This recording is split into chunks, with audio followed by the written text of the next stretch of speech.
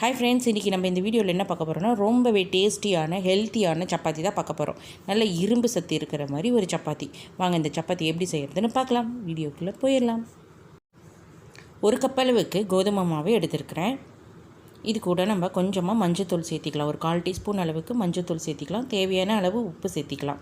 சேர்த்திட்டு நான் ஒரு கைப்பிடி அளவு முருங்கைக்கீரையை நல்லா வாஷ் பண்ணி வச்சுருக்கேன். அதையும் நம்ம இது கூட சேர்த்திக்கலாம்.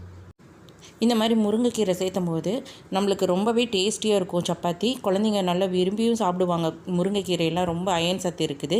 சாப்பிடாத குழந்தைங்க கூட சாப்பிடுவாங்க. இதில் கொஞ்சமாக தண்ணி கலந்துட்டு ஃபஸ்ட்டு நான் மிக்ஸ் பண்ணி வச்சுக்கிறேன். நல்லா ஒரு சப்பாத்தி டோ மாதிரி நம்ம இது பண்ண போகிறோம். நீங்கள் இது வெறுமனா இந்த முருங்கைக்கீரை மட்டும் சேர்த்து பிசைஞ்சு சப்பாத்தி சுடுறதுனால சுட்டுக்கலாம்.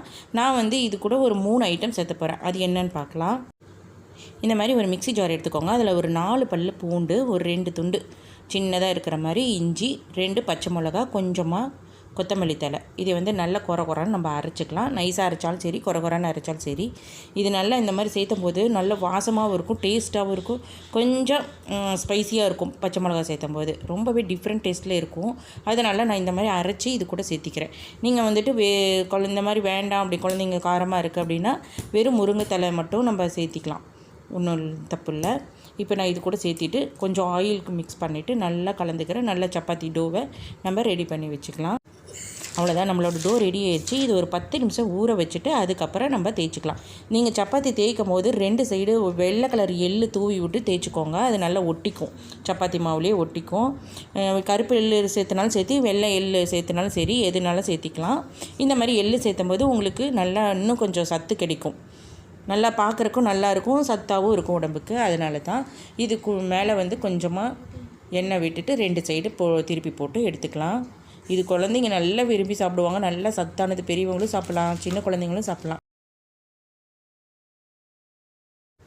அவ்வளோதான், நம்மளோட சூப்பரான டேஸ்டியான இரும்பு சத்து சப்பாத்தி ரெடி ஆயிடுச்சு. நீங்களும் இதை செஞ்சு பார்த்துட்டு எப்படி இருக்குன்னு சொல்லுங்கள். இந்த வீடியோ உங்களுக்கு யூஸ்ஃபுல்லாக இருந்தால் ஃப்ரெண்ட்ஸ் அண்ட் ஃபேமிலி கூட ஷேர் பண்ணிக்கோங்க.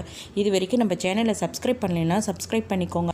அதுக்கு பக்கத்தில் இருக்கிற பட்டனையும் அழுத்திக்கோங்க. அப்போ தான் நான் எப்போல்லாம் புது வீடியோ போடும்போது உங்களுக்கு நோட்டிஃபிகேஷன் மாதிரி வரும், உடனே வரும். அதுக்காக தான் இந்த வீடியோவை நான் இதோட முடிச்சுக்கிறேன். மீண்டும் அடுத்த வீடியோவில் சந்திப்போம். டாடா, பாய், see you, take care.